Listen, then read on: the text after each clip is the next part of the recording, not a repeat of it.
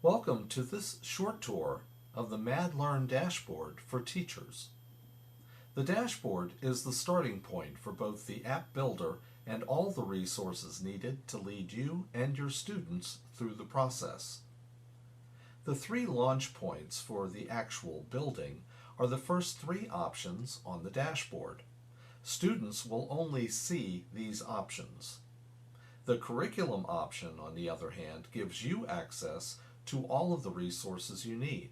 Selecting it will reveal two levels of resources which can be viewed, downloaded, and shared with your students. Student accounts can be managed by way of the User Management button.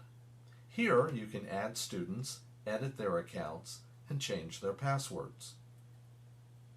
Once you've gotten the program up and running, check the Analytics section.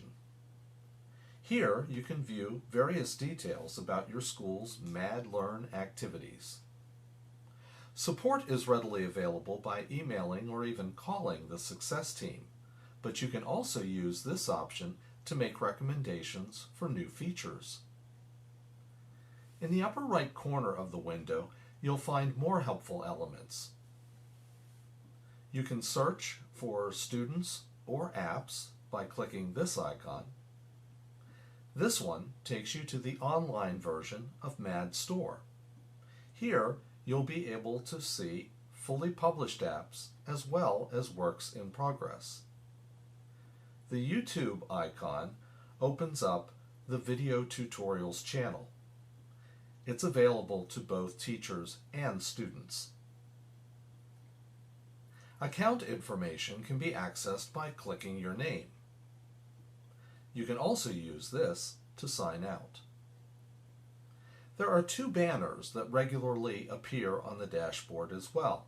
The top one links you to relevant articles that the Success team has found, while announcements of new features appear at the bottom of the dashboard options list.